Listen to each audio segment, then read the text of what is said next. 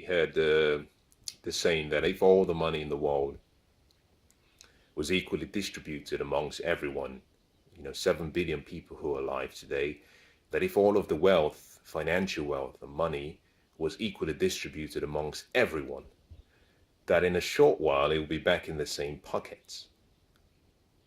And the question is why? Why would it be back in the same pockets? I believe it was Henry Ford who was asked the question. He had amassed so much. He had become one of the richest men in the United States during his time. And a young reporter asked him a question. They said, what happens if all of the wealth that you've accumulated is taken away from you? What would happen?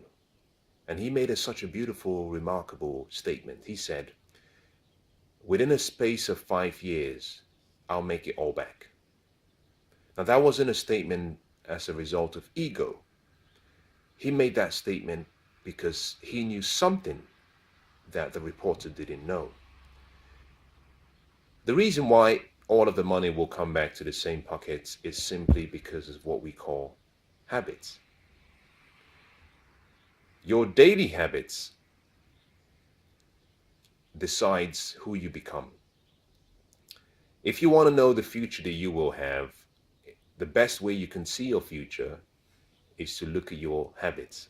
Because what you do daily and what you do consistently, what you do continuously, decides who you become permanently. The reason all that money, wealth will be back in the same pocket is simply because those who have made the wealth and who have created the financial fortune, they will simply go back to doing what they do well. Habits make you rich. Habits make you wealthy. Habits make you happy. Habits make you prosperous. Habits make you intelligent. Habits give you wisdom. Every future, every life is sculptured by daily habits, what you do. Those who are intelligent, those who are wise, those who are smart will simply go back and do what they've been doing. And what is interesting is that success is something that you attract. Success, money, wealth, happiness, joy is attracted to people who are hardworking, who have goals and who are goal focused, who will put in the effort, the sacrifice needed. Wishing doesn't attract success. Doing, and doing it smartly, is what attracts success. So all of the money will be back. Those who are poor will become poor again. And I say that not because there's something to be happy about. It's simply that the habits of the poor. Let me give you one. And this really separates those who are wealthy and those who are living the lives of their dreams, because wealth is a very broad term. I'm talking about financial wealth here now. And I'm using that as a reference because you can quantify it and you can measure it. If I talk about happiness, it's very subjective. If I talk about love, it's very subjective. If I talk about joy and peace, it's all subjective. You can't measure any two because those are all what I call arts of fulfillment. It's expressed differently for different people. Wealth accumulation and money, on the other hand, is a result of you creating value for people. That you can measure because it's easy to quantify how much and how much value you're creating for people based on what you have. Think about it very simply. Whatever you earn now is a reflection of the value you're creating. So if you want to earn more, just create more value for people. Do more for people, solve more problems, create more value than you're being paid for, and what you're paid will increase. It's a law. It's a principle of life. You don't have to wish for more money. You just simply have to do more. One of the habits of the poor, measured economically, is the poor people tend to spend all they make, and then they invest the rest. That is a natural a lifestyle that many people who've been grown up, have been raised in, and they've grown up to express. And it doesn't just stay with the poor, the middle class. And I was born with that mindset, and it's taken me a long time to start changing it. You get paid, you spend, and then whatever you have left, you invest. Even worse, you save. That is a habit of a poor person. They spend and then they save the rest.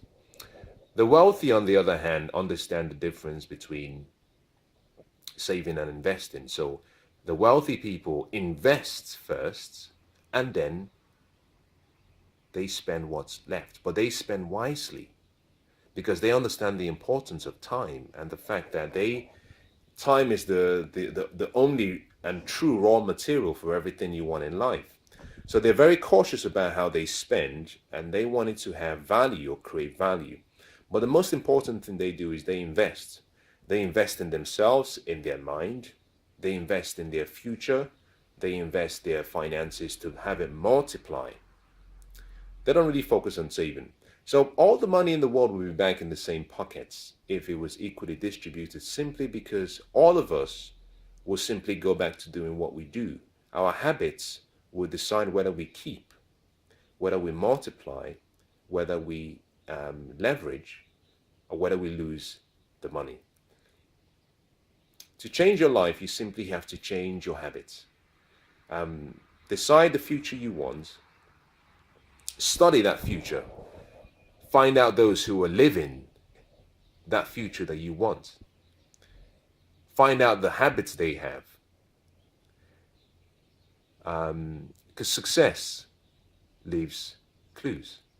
When you've discovered the habits they have, your responsibility is simply to start practicing, discipline yourself to develop those habits by living those habits every day. If you do that for about 100 days consistently without fail, then those habits become almost sealed into your subconscious mind. It's almost impossible to break it. And once that happens, you'll find that if you think the way successful people do, if you take actions and you do what they do, you get the same results.